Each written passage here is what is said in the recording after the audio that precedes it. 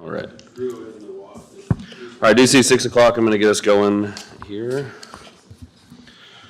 All right, let's get tonight's public hearing started. Does this seem a little loud? Am I a little loud there, or just okay? All right.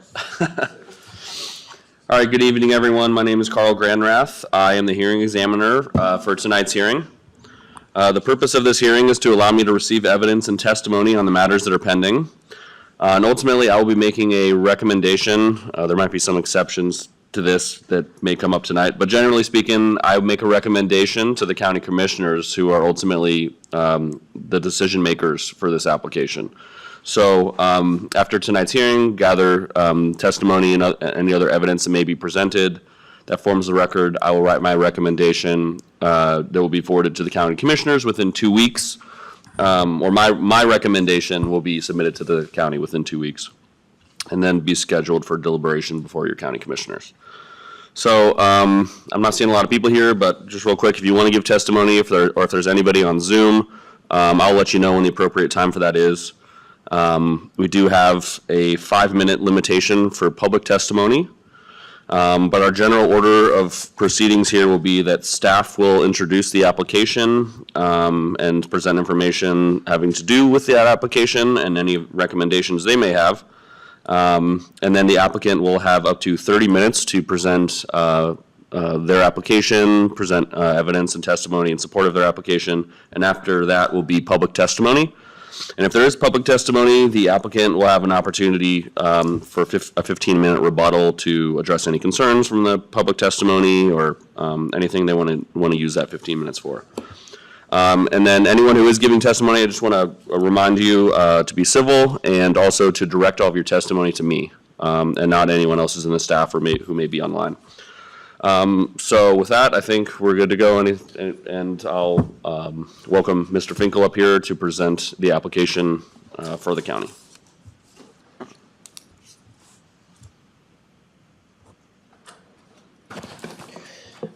Good evening, Mr. Hearing Examiner. Vlad Finkel for the record, Kootenai County Community Development.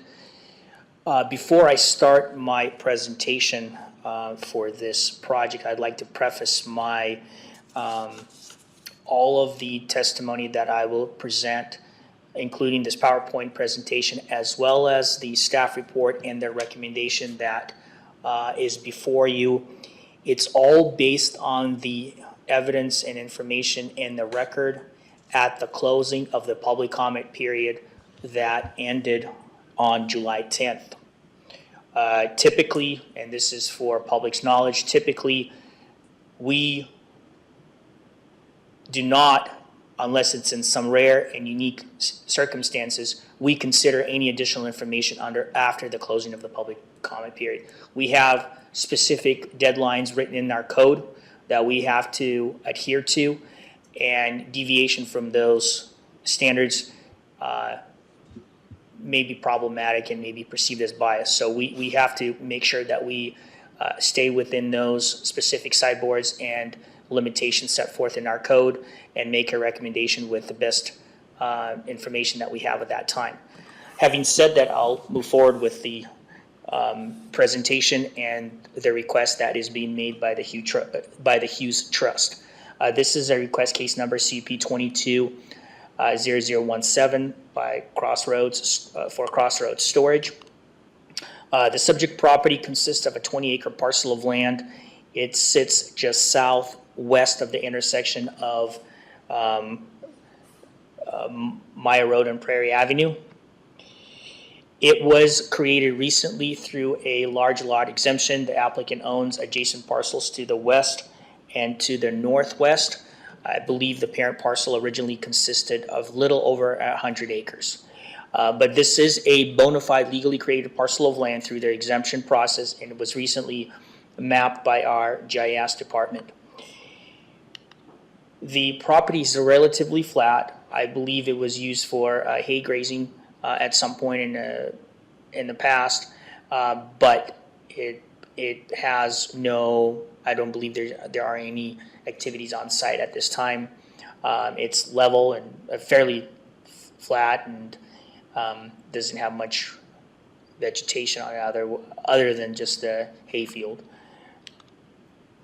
The property is zoned agriculture, and it sits adjacent to the city limits of City of Post Falls. This is a fairly new subdivision. It's going through a development phase right now. It's called Foxtail. The comp plan designation for the subject property is transitional. This is becoming more common than in the past, simply because, as you may know, when the comp plan as well as the area city impact agreement was drafted back in the early 2000s, a majority of the cities, including Post Falls, Hayden, Rathdrum, and other cities, had border designation immediately adjacent to the city limits and then had transitional designation beyond. However, as you know, due to unprecedented growth, a lot of the cities have gone through extensive annexation. So there's been a lot of municipal or city expansion over the prairie, and therefore some of the areas surrounding Post Falls, Rathdrum, and Hayden don't have that sort of that uniform border outline, border comp plan designation around the city limits, and then transitional beyond that point. There are a number of areas now that have transitional designation right next to the city limits. The subject property is located within the area of city impact. It's within the exclusive tier of City of Post Falls. Based on our Kootenai County Land Use and Development Code, Article 10.7, there are 4 provisions, 2 of which I highlighted, that specifically relate to this request. The first one is that the county agrees to apply infrastructure and subdivision development standards identical to those from the respective cities to all development within the exclusive tier of area of city impact. And then number 4 states that the county agrees to require all development to use public sewer and public water systems and to meet all of the flow requirements of the respective cities or of the International Fire Code. So this is a requirement for pretty much all the properties that are within the exclusive tier of Post Falls, Rathdrum, and Hayden. This section of the code was brought up to the applicant early on. In fact, I think we had this discussion in our pre-application meeting and at the beginning or when the project was officially submitted into the record. We advised them that given this these provisions in our code, it would be very difficult for the county to support this application unless the city were willing to waive these requirements, which they have in the past in some cases, but I don't believe that's something that was recently done by the City of Post Falls. So we made it very clear to them that it's an uphill battle and that this needs to be addressed. Working with the applicant's engineer, Mr. Glessner, who is here tonight, he was well aware of this, and he advised me that they made an attempt to annex the subject property because it's contiguous with the city limits. But he did inform us that the city denied annexation, and as you read in the report, and there's minutes also that were submitted by the City of Post Falls, that due to ongoing improvements to Highway 41, they felt that this was not the right timing. And so those were the preliminary discussions that we had. The applicant did submit the original, this is the original site plan that they submitted with the application. It consisted of 15 storage buildings that it ranged from 5,100 to 21,600 square feet. They are proposing an on-site office and caretaker's residence. They are looking to have an outdoor storage on the southwest corner of the property, which would be fenced. They are attempting to comply with one of the requirements of the ACI agreement by connecting the subject property into the Ross Point Water District. And because there's no sewer main in the area, and the city does not have the ability to provide sewer connection, they are proposing a septic and a drain field for the on-site office and residence. So when we deemed the application complete and sufficient, we proceeded with an agency comment period. And these are some of the comments that we received from the city of Post Falls. These are the initial comments that we got earlier this year. They clearly state that the proposal conflicts with the ACI agreement. They do state that while the application was denied annexation, they would be willing to entertain it again, although I'm not sure if this is the right timing or if they wanted to have the applicant hold off and apply at some point in the future. That was not clearly stated in their response. They did have some concerns with the proposed project and it conflicting with the future extension of Killdeer Road, where it would connect to Maya Road to the east of the subject property. They did state that the public restroom would be required, which the applicant is proposing, and that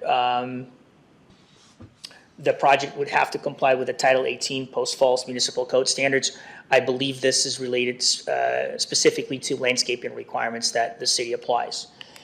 So through the agency review process, the applicant did submit a revised site plan, and clearly working with their legal counsel as well as the city of Post Falls Community Development Department and the city's legal counsel, they were able to come up with a revised site plan where they shifted or moved the location of a number of these buildings, but still retained the same project, still the same number of units or buildings, still an office and a caretaker's facility. But it was redesigned to allow for this future connection or extension of Killdeer Avenue to connect with Maya Road in this location, and with the access to the subject property being in close proximity to this future connection. However, the issue with the septic or effluent treatment would still remain the same, being a septic and a drain field. So with the second review, the city of Post Falls made it clear that prior to any future development beyond this request, that the improvements to Killdeer Avenue would need to take place adjoining this project site. Based on the latest layout, the highway district would need to weigh in on the proposed location of the access to the subject property off of this future intersection of Killdeer Avenue and Maya Road. Access previously was proposed somewhere in this location. Another comment that they made is that the proposal needs to comply with exclusive tier standards of the ACI agreement, including public water and sewer. Still, sewer is an issue. They reiterated landscaping requirements.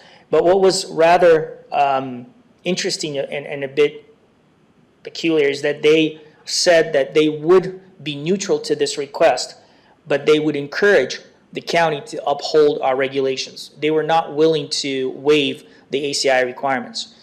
I personally, at the request of my supervisor, I've made a call to the city of Post Falls and spoke with their planning manager, and he reiterated to me at that time, this was about a month ago, that the city's position will not change, and they stand by their comments, because we asked whether or not they would show some leniency or perhaps consider other means such as consent to annex agreement for future annexation.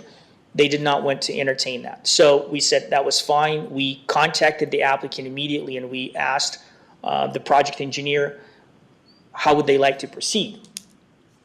And the engineer said, I'll have to consult with my client and get back to you. He called me shortly after and said, we would like to move forward. We understand the city's position, we understand the county's position, but we would like to make our case in front of the hearing examiner at a hearing. So we would like to put this project on the HE agenda and move forward. We said, fine, we're moving forward with what we have in the record. I do have some photos of the property. It's, like I said, it's fairly flat. There's really nothing around it except for a subdivision to the south of the subject property. Through the agency comment, we did receive comments from the other agencies, of course. I think most of them are pretty standard, but I do want to briefly talk about the Post Falls Highway District comment. In review of that comment, both myself and my supervisor felt that the response was open-ended. The Highway District had some concerns with the access location because of the, as I recall, classification of Maya Road. And they didn't have the chance to review the second layout that was submitted to Post Falls Highway District with the modified approach off of the future intersection of Killdeer Avenue and Maya Road. The second issue that, of course, they raised was with respect to the trip generation analysis and the total number of trips.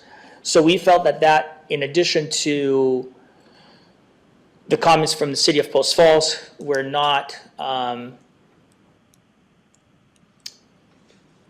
were an issue or were a hurdle for us to be able to recommend approval. We could not make we could not recommend approval of the request based on those two agency comments. So real quick, Vlad. So the Post Falls Highway District only reviewed the initial Correct. site plan and not the At that updated? time. Okay. At that time. So if you recall, before I introduced this matter, I said I'd like to preface it that we're going strictly off of the information that we had at the time of the closing of the public comment period. So those were their comments. I believe the remaining comments are pretty standard, and I don't think we need to spend any additional time unless you want me to go through each one of them. No, and sorry, real quick, is the Highway District the jurisdictional agency for Killdeer? Or is that the city of Post Falls?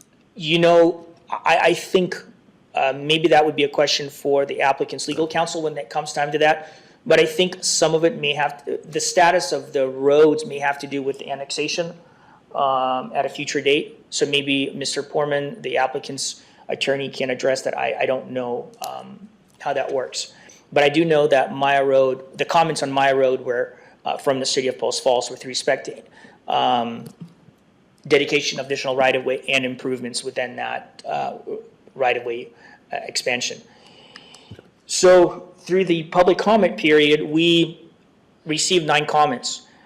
Seven of them were in support, 2 were neutral. We didn't have any comments in opposition. I think I received a call from a gentleman with potential concerns over compatibility, but really nothing was put in writing. So we drafted our recommendation with the following analysis. The proposal is in conflict with the ACI requirements. The city of Post Falls encourages the county to uphold the ACI requirements in Article 10.7 of Kootenai County Land Use and Development Code. The comments from the Post Falls Highway District regarding access location and trip generation analysis have not been addressed at the time of writing of this report. And staff recommends denial due to the following reasons. Every conditional use permit must have a list of findings that staff or the hearing examiner has to make. We have at least 2 of them that we unfortunately could not make based on the comments from the city of Post Falls, one of which is services and facilities for the proposal are not available. The proposal, and the second one, the proposal will not meet the duly adopted requirements of other agencies with jurisdiction.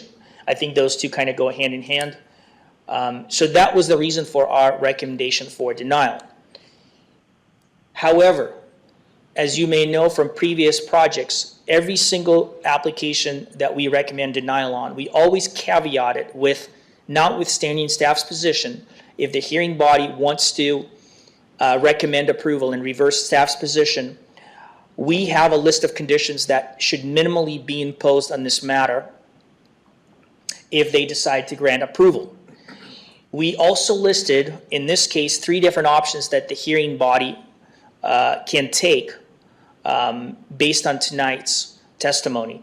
Postpone the public hearing to a date certain to reevaluate the additional information, or remand the application to community development indefinitely for further review, or make a recommendation to the Board of County Commissioners without an additional hearing if the new information sufficiently addresses staff's concerns. I think you read that, so this is probably not a surprise to you. Having said all of this, we did get additional information that I would feel more comfortable having the applicant submit into the record, whether it's their engineer or their attorney.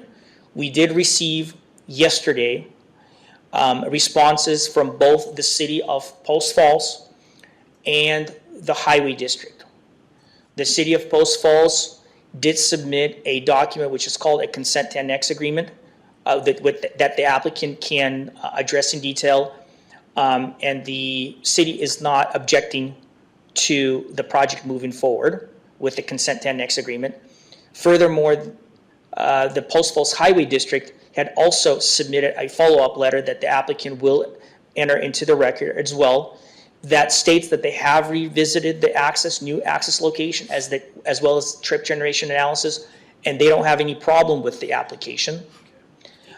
So, having said all of this, if you find that the information that I presented in this presentation, as well as new information that will be submitted by the applicant, is enough for you to reverse staff's position and recommend approval of the request, staff do not have any objection to that. Moreover, we believe that based on our review of the latest information, option 3, make a recommendation to the Board of County Commissioners without an additional hearing if the new information sufficiently addresses staff's concerns, is likely the most reasonable option, so that it doesn't uphold this project, because we find that what the applicant will present is what we were looking for from the beginning. So unfortunately, it was submitted past the deadline. So with no additional information, I stand for any questions. Okay, and I might have to come back to this in a minute, but you do think that the additional information you got yesterday or maybe submitted tonight is sufficient? Absolutely, without doubt. Okay. Mr. Hearing Examiner, Yes, sir, Mr. Callahan. I would frame it just a itty bit differently and shorter than Vlad did. We changed our mind today because we got new information. Thank you. And had we had that information when Vlad was writing the staff report, we would have recommended approval. So in my view, you don't have to reverse anything. You just have to decide if this is sufficient to go forward for a recommendation of approval. Okay, Thank you. thank you. Thank you, David. All right, so I see we've got a applicant and or a couple representatives here. So I'll let you guys decide. Mr. Porman, I believe it's gonna be you. All right, come on up, sir. Thank you. Scott Porman, 320 East Nider Avenue, Coeur d'Alene, Idaho. My privilege to represent the Hughes family in this application. My client's family has owned this property for, I think, over 5 decades. And it has been operated as essentially farmland for that period of time. More recently, the change in the representatives of the trust and a kind of a passing to the next generation prompted the trust and its beneficiaries to look at, what are some longer-term alternatives for this land, and I'll get into some of that more detail. I really want to thank staff and Vlad. We've kind of gone above and beyond the county has in helping us to work through some rather sticky obstacles. Happy to report, as Vlad did, that I think we've got to the finish line on those things. Even up to yesterday, we're scrambling to get stuff done, but I think we've worked through those things. But I really appreciate staff's and the county's willingness to remain flexible and even willing to reconsider their recommendation even up to the last minute here. I'll give you just a brief background. As was mentioned in the staff report, there was a application to the city to annex this land, I think in 2021. It was heard by the city in early 2022, and to everybody's surprise, the city council denied the annexation request. I don't think anybody saw that coming, neither the applicant nor the city staff. The reasons for that denial were somewhat subjective. It's not the right time, was kind of a repeated phrase in the deliberations in the decision.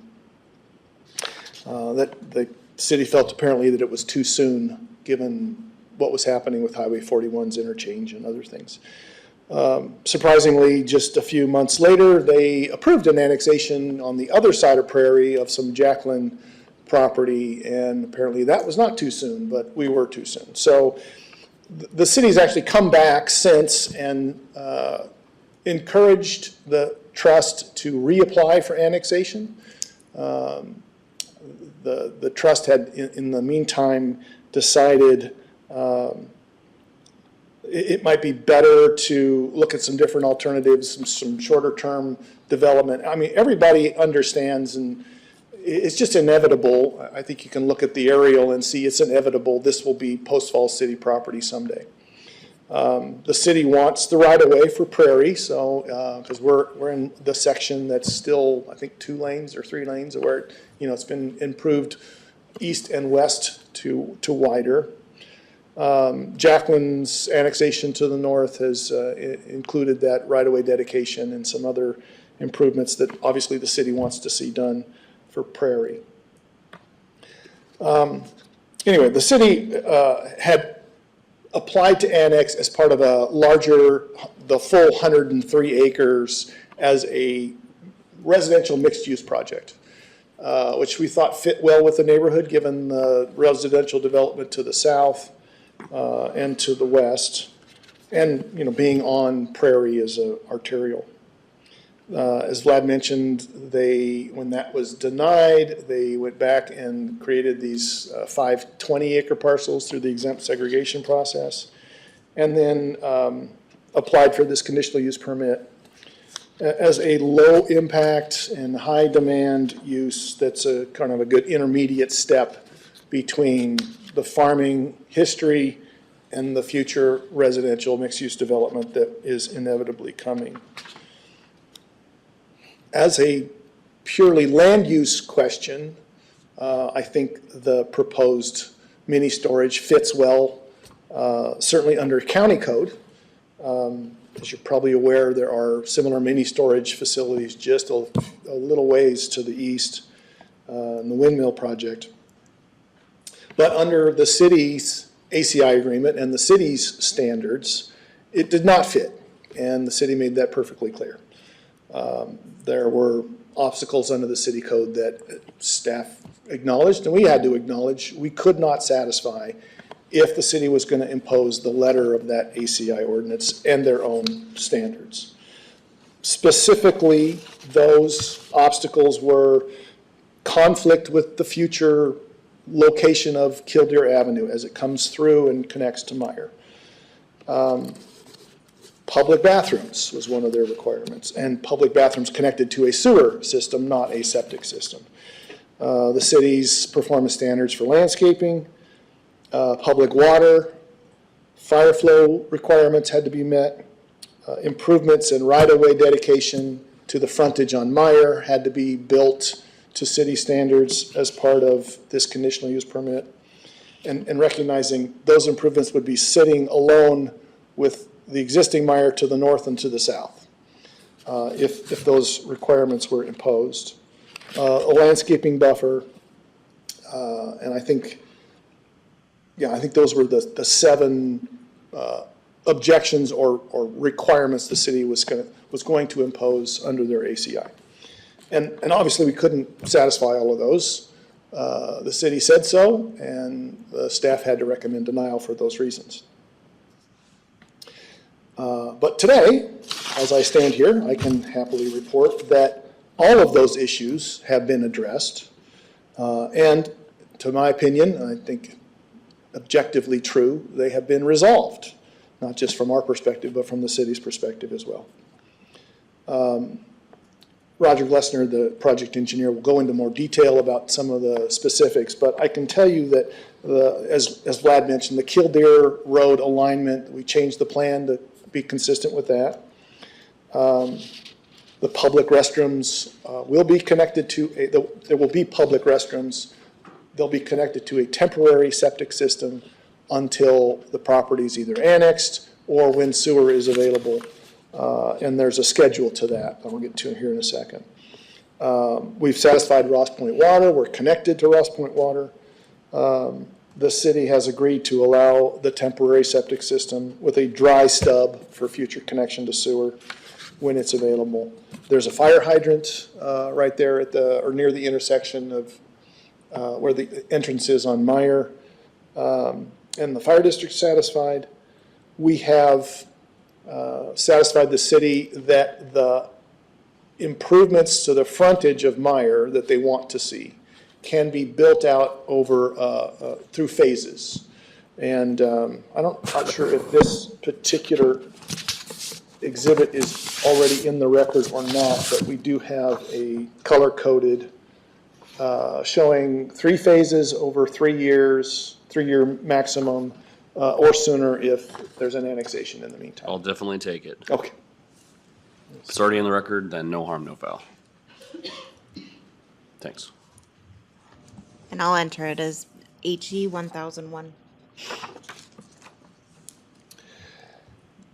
And the city has signed off on that schedule. And then finally, the landscaping buffer that was part of I think the amended design is actually greater in size and requirements from what the city wanted. So we certainly have satisfied or will satisfy that condition as part of the development of the project.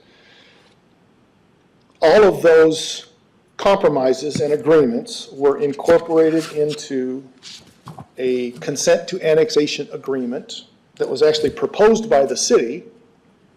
City's attorney said he had utilized this kind of solution in past projects, similar ACI-related issues, and said, I'll send you one over, and, mark it up, and we'll see if we can come to an agreement.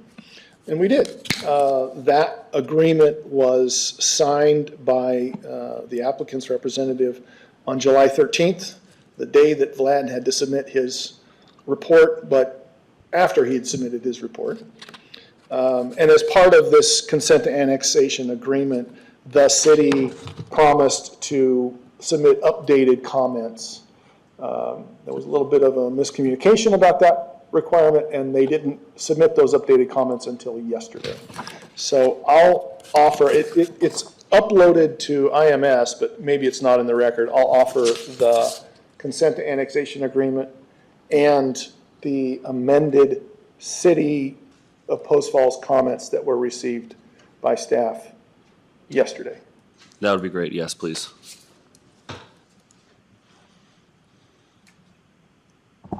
This will be HE 1002 and 1003.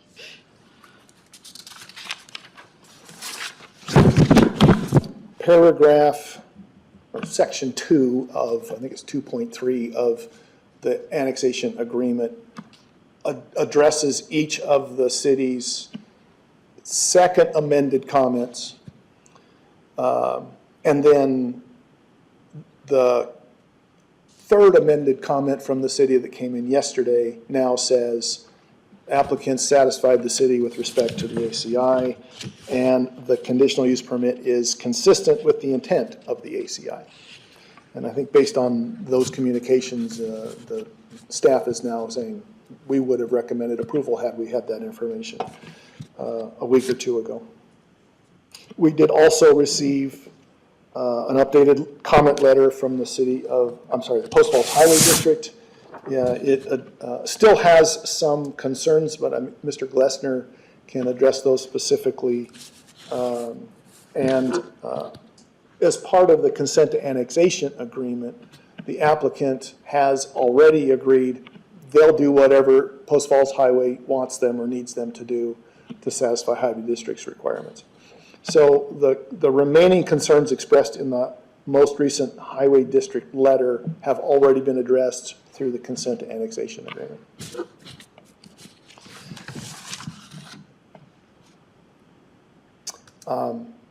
I guess the bottom line is, under the agreement the applicant has signed with the city, there really isn't any wiggle room left.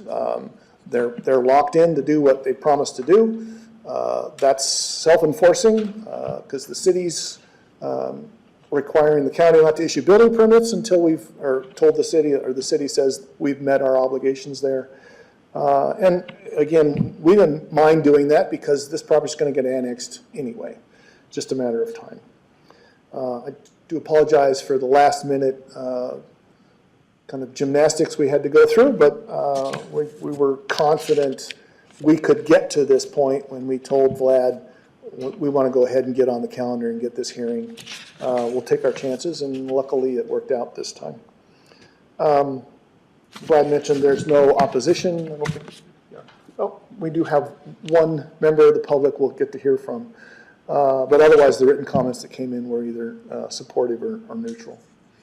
I can represent, we have completely satisfied the city of Post Falls our objections and concerns. I think we've also satisfied the county staff's initial concerns about the compatibility of the application with the ACI. And I hope your recommendation, Mr. Hearing Examiner, can now be that the application meets the requirements of other agencies and that adequate arrangements have been made to ensure services and facilities either are available or will be available under the annexation agreement. So if our request is obviously that you recommend approval of this to the board. I don't think we need to postpone for any reason. I don't think we need another hearing. We've got the information in front of you, and I think it's easy enough to digest the details of that. The only other comment I would make or ask is that if your recommendation is for approval, just recognize that staff's long list of recommended conditions of approval still reflect the record as it existed before yesterday. So some of those recommended conditions for approval don't really apply any longer. I think they'll jump out at you as you go through that list. Just that we don't have an objection to conditions of approval. That's standard stuff, but that the conditions now reflect the current state of the record and the agreements that have already been made with the city. I'm happy to answer any questions. Right. Yeah, I'm sure I'll see when I review the documents, but it sounds like the annexation agreement is likely to have all of those perhaps updated conditions or a condition that's tailored around following the annexation agreement. Yeah, it covered all of the city's concerns, and it incorporates the highway district's concerns as well. Okay. So yeah, we've checked every box there. You'll note the city has not yet signed that agreement. It was supposed to go to City Council Tuesday this week. They missed their deadline to get it on the agenda. It's not a question of whether the city is going to approve it. Their staff and attorney have already approved it. It's just the routine of having the mayor sign it. So as soon as it gets in front of the council, I'm confident it'll be signed.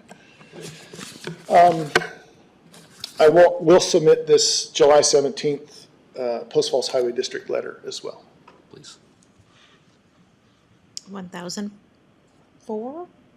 Yes.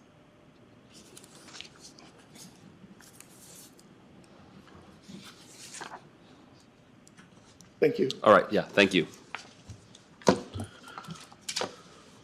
All right, and Mr. Glassman, would you like to come up now? Thank you.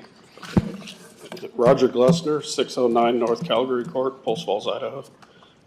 We are the engineers for the applicants. Excuse my voice, I got a little bit of a cold, but I'll get through this. I don't want to hash through everything that the staff has already done or that Scott has done, but I do want to highlight a few things within it. Thank you, county staff, for the report, and thank you, Scott, for your contribution to this. One of the things that I brought is, well, actually, let me start with just a little bit of background on the property. The family, it's been a family farm since the early 70s.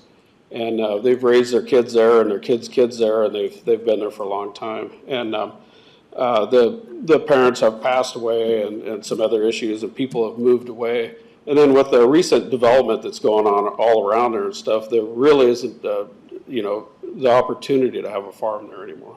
And so the owners, the trustees of the property are looking for opportunities. What can they do? I think it's kind of a bittersweet thing. You know, they would have liked to kept farming it, but it's not something that's viable anymore. And so we did go through an annexation process with the city. It was a mixed residential use zoning.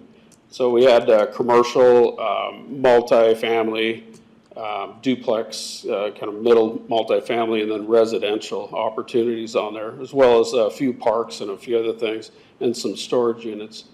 That was denied. They stated that, you know, until Highway 41 improvements were done, they just thought it was too early. And as Scott mentioned, then another one right in behind us got approved. We didn't really know why, but that's what happened. So the family then looked at, okay, what can we do? We need to do something with the property. They don't want it just sitting there. And so they were gonna originally put some storage on it. And so we thought, well, let's do that over off of Meyer and see if we can get that through. And that's when we started going through the ACI requirements and all that stuff and working with the city on that and the county to get where we are. I would like to give you this exhibit for the record, and because it's very similar to the one that Vlad has, that one right there, but it does show a recently installed water main that Ross Point Water just installed, a 12-inch main. I think it's important. Okay, thanks, yeah. Give it to her, we'll get it in the record. HE 1005. Is this a pointer or no? No. Okay, so on that exhibit, maybe it is. That little red dot. See that? Oh. Okay, so on that exhibit I just handed you, Ross Point Water just recently had a 12-inch main installed here that goes up and crosses Prairie and goes on to another project. At the same time, they dropped a T in here and an extension right about where the future Killdeer Road is going to go. And there's a fire hydrant right there. So we will be utilizing that for our fire flow concerns, or to meet the concerns of the fire department within this development. Eventually, when this property gets annexed and the future Killdeer Street goes in and everything, that will be part of a loop for the Ross Point water system that'll tie in to the west. Another question that the city had was to provide a landscape buffer along the southern border that's next to this residential subdivision that's there. And it was hard to see on that drawing. It's a little bit clearer on the one that I just handed in. There is a 15-foot zone there. The city does require, oh, I bumped something. I don't know what I bumped. The city does, City of Post Falls does require a 10-foot landscape strip, and we are providing 15-foot. In addition to that, we're also providing 15-foot strip along the Meyer Road frontage. Then going to some of the comments that the Highway District had, one of them was they didn't see where we had provided for future right-of-way dedications or easements and stuff like that. And if we could get that picture back up, I could show you. But just quickly, I'll tell you, along Meyer Road, on that exhibit and on the original one, it shows a 30-foot right-of-way, which is existing. An existing right-of-way. We provided an additional right-of-way line there that would make it 42.5 feet half width, which is beyond the requirements of the Post Falls Highway District, but does meet the City of Post Falls requirements. And so that is there. We also provided a 15-foot utility easement, roadway drainage and utility easement. The the Post Falls Highway District only requires a 10, but we provided offset for 15 if needed for other reasons. And then, of course, that 15-foot landscape buffer that goes along there. So we've, with this development, the way that we currently have it laid out, we've gone over and above. We've set back enough to where we can provide all of those utilities and easements and right-of-ways in the future as needed. One of the other questions that the Highway District had was the location of our entrance. And so when we remodified it, and you'll see in their updated letter, where they indicate that they approve the new location as shown on that exhibit. We moved it to the future Killdeer Street location. And so I think that we meet all of those requirements that way. Meyer Road improvements, another question that the city had, or another requirement is that those improvements would go in under the city's design standards at the time when they get built. And they're going to be, it's in part of that agreement that was handed to you, but it'll be done through a phased process. And when it does go in, of course, we'll follow the city of Post Falls guidelines and requirements for those improvements, which would be a widening of the pavement section, curb and gutter, stormwater treatment area, and landscape strip. And along with that, of course, would be the roadway dedication and easements that go along with it.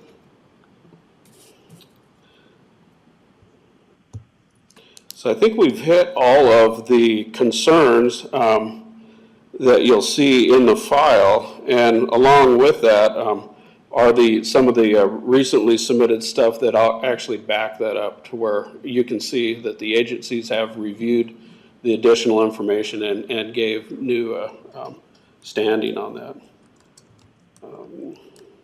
I think that's it, unless you have any other questions. I believe that's covered. I don't think so. I think both you and Mr. Poorman have addressed a lot of the questions I did have coming in here. So I think at this time, I'd have no more questions for you. You may have an opportunity for a rebuttal after our public comment as well. So that goes to both of you. Mr. Finkel, sir. I do have a comment, if you don't mind. Please.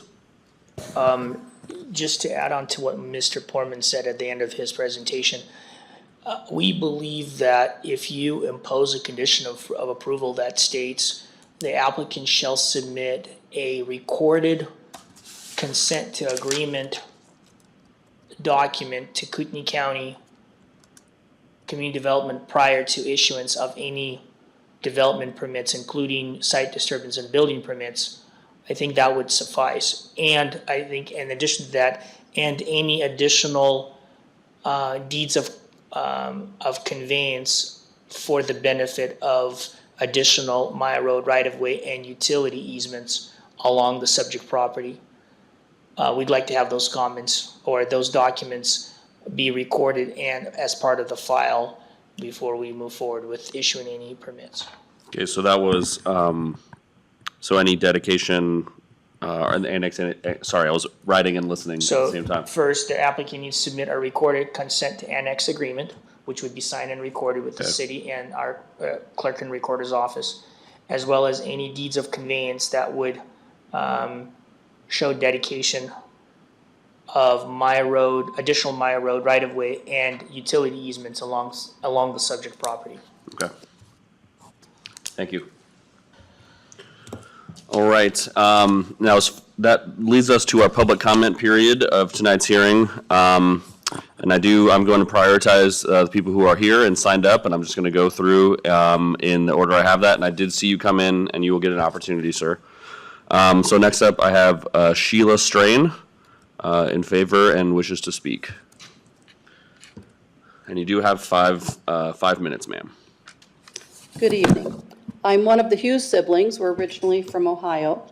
We spent many summer days helping our grandparents on their farm. The older boys worked in the fields, and we younger kids helped Grandma weed and harvest her huge garden. Fran grew up wanting to be a farmer.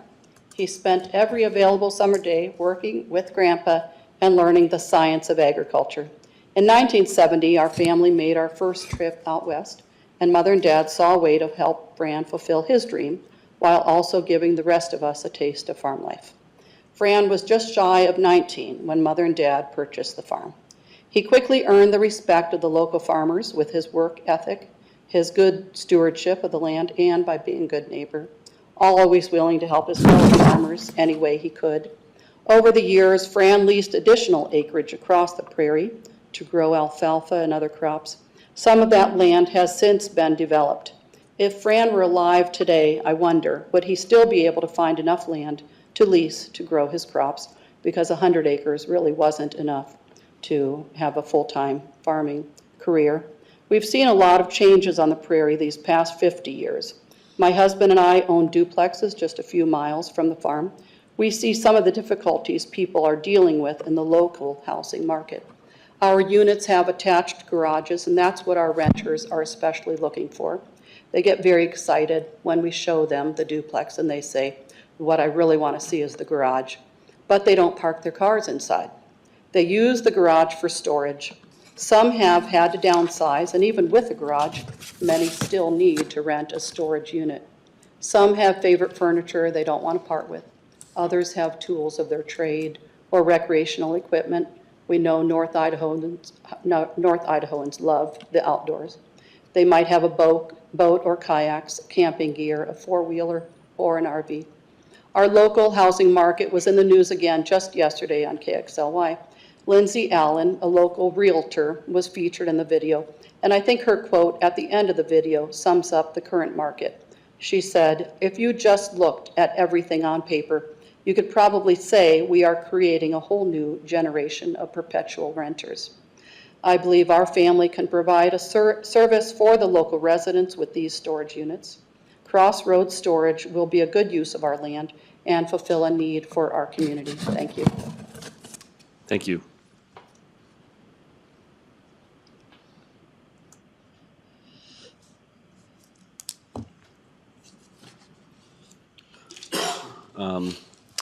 And I have Mark Hughes, and who may or may not wish to speak. I don't see that indicated. If you would like to speak now, Mr. Hughes.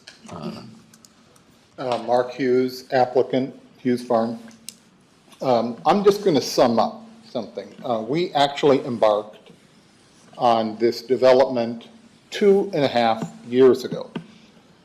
Needless to say, there are endless meetings with staff in this, originally, of course, city. And obviously, we agreed to every request that was made. And city staff recommended approval when we were going through the annexation process. We, of course, had to present to Planning and Zoning, who unanimously approved our zoning request. So yes, it was a shock when we were denied annexation. It'll happen eventually. But here we are going forward with Plan B.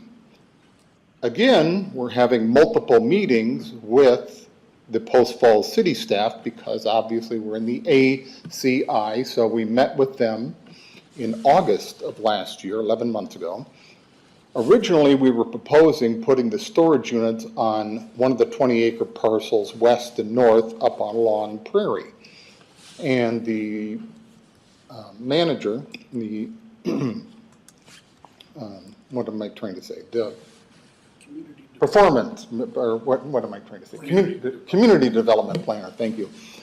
Said he would object. So we said, well, we could put him over on Meyer, and he said that we'd be okay with that. There've been several meetings, including one recently on March 7th. Again, Mr. Poorman addressed a lot of the concerns that came up in that meeting. The point I want to make is that we have agreed to every request, everything that has been brought up by the county, by the city. Obviously, we agree with, and with the ultimate goal of being annexed someday. Sorry about that. No, that wasn't you. Sorry. I forgot to stop the previous timer. Well, my apologies. That was the only comment I was going to make. I wanted to reinforce the extent to which we've been agreeable with all of the concerns, recommendations, conditions, et cetera. Thank you. Okay, thank you, sir. All right, I did see one member of the public who is here and would like to provide comment or testimony. Okay. Please state your name for the record and your place of residence. Address if you'd like. Yeah, Mike Veneer, and my address is 3560 North Meyer Road. And actually, if you could bring up the one aerial view of it, I could show you my house. I'm right across the street. First of all, I do want to agree with Mark Hughes. There you go, thank you. My house is the one right below. It says subject parcel, right there, that little U-shaped driveway there. Matter of fact, this is a recent picture because my hayfield was just cut. Mark's been very cooperative, and as he stated just moments ago here, the original idea after the last hearing was to put the storage units up north off of Prairie, not off of Meyer. I am concerned about Meyer Road, for example. I recently wanted to have some topsoil delivered to my house during the winter, and I was denied it being delivered because of weight limit concerns on Meyer Road. So now we're talking about putting heavy traffic on it. I did talk with Vlad before leaving, so just to note, unfortunately I was out of town for about 2 weeks there and wasn't able to respond in writing.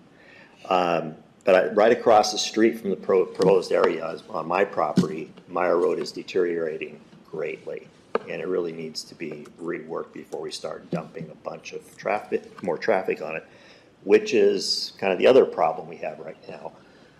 To the point that they've been making here, there was an approval to put in some construction across Prairie, and because of that, there's putting a roundabout. So consequently, all east-west traffic on Prairie at Meyer is either northbound or southbound, where they're met with either Hayden Avenue to the north or Pole Line in the south. On the south side, having going through that intersection a number of times, there's a number of really near miss, and if we had some type of reports, I'm sure we could find out that there probably has been accidents at either of those intersections at this time. So, okay, that sounds like maybe that goes away in a little bit of time, but I'm not sure it does. Talking with the highway folks, there's another roundabout proposed as in the near future off of Prairie. And they're also, as you see the diagonal going across there, that's a potential trail. So they're likely to put an underpass so that that trail can be extended. So the traffic on Meyer is going to be substantial, and if we have like a van line moving, coming in or whatever, unless there's really that improvements made on Meyer Road before we start seeing the traffic, I'm concerned about the condition of Meyer Road. Additionally, you can see the construction down here in the lower left. Foxtel continues to grow that out, and what you see is a sidewalk going up. Now, I don't know what the recent drawings are, but right there, essentially at that point, I am shocked with the number of pedestrians north and southbound there. They cut across there because, again, the barbed wire fence around the Hughes property there, and they walk across my property front on the shoulder. So if we've got people going here, I assume up to Prairie Avenue to maybe get a bus stop up there or something, but I'm quite shocked.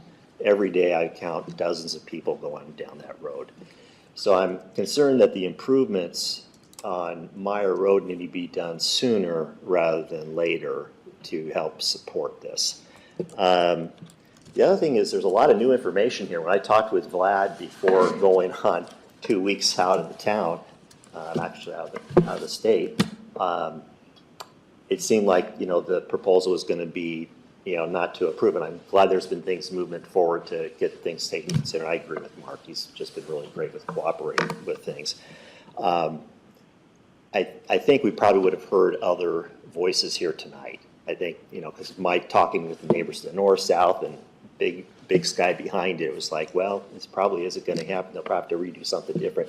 We're supportive of the transitional zone and putting some residential there, just not supportive of storage units going in on Meyer Road.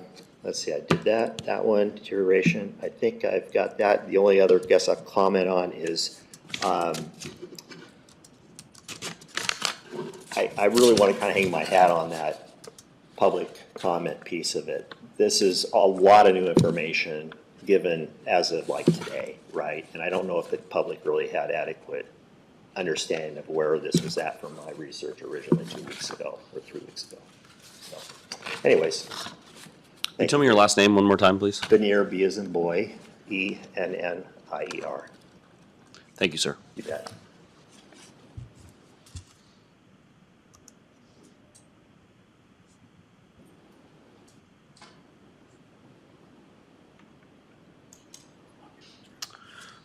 Mr. Poorman or Mr.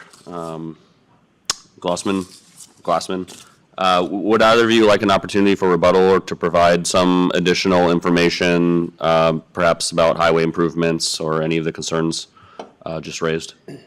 Yes, I do. Roger Glusner with Ace Solutions. Yeah, the street front improvements that would go in with this storage unit development would be an extension of what you see there out in Foxtail, just south of there. And so that'll give the public that's walking all over there the opportunity to make their way up to the path that is going, that the city or the county is installing. And that'll probably get them off of his road, or his property, or certainly out of the road. So I think that's a positive thing with this development. Without this development, that won't happen. And then they'll still be wandering down the road, I guess. The other thing is the weight limit restrictions that he mentioned from the highway district happens every year during spring thaw. When the frost is coming out of the road, the highway districts and the state highway, they put weight limit restrictions on all the roads. And that's nothing new, and it doesn't have anything to do with additional development or traffic in that area. That's just something that has always happened. With this development, though, and with Foxtel, who is already annexed into the city, and then eventually with this development, and when it gets annexed into the city design requirements don't require weight restrictions. So with this development, that restriction will go away eventually. And it's a matter of development. In the meantime, the street, it's an old street, Meyer Road. It's an old gravel road that's been paved. It's like no different than any of the other county roads around. And some of them need repair, some of them are in pretty good shape. With the development plan on this, when we go through the review and approval on that, it's likely the highway district will want us to do something to that road. And then eventually, of course, through the phasing of it, we'll have to do the full improvement to match the city requirements anyway. So within a couple of years, that's going to happen with this development. Likely to include the connection to that sidewalk? Yes. Okay. Yep. And then, and so, and then our buffer zone to Foxtail, of course, we'll have the landscape strip. We'll have the walk path. I think it's actually a multi-use path is what it is, not a sidewalk. It's a wider one. It's a 10-foot wide path, and that'll get extended through there. And so another thing, too, if you look at that more recent exhibit of Kildare Road, you'll see how it curves and goes around the area that we're going to develop for the storage units. One of the reasons why we did that is because this gentleman that was just up was concerned about the intersection, Kildare coming out right and pointing right at his windows with their car headlights and stuff like that. And because the city had wanted it to go straight through at one time. So that was a concession that we worked out with the city to try to help alleviate his concerns on that. So I think that's all I have. Okay, thank you, sir. And I just realized I forgot to check if there was anyone on Zoom who wanted to provide public testimony. Thank you. No one on Zoom. Okay, all right. All right, well, I have no further questions. I do believe that based on, obviously I haven't reviewed the documents yet, but based on what I've heard, I do think I will have enough information to form a recommendation, so I'm not going to continue the public hearing. I'm not going to remand it back to staff. So I'll be taking option 3 of the ones Mr. Finkel had up during his presentation. Yeah, I do believe I will have enough information to make a recommendation. I'm satisfied by staff's current position, as well as the testimony and documents that were entered into the record. So with that, I will, at 7:04, be closing tonight's public hearing for CUP 22-0017. I will review those new documents, and I will have my recommendation to staff within 2 weeks. So thank you all very much. Have a good night.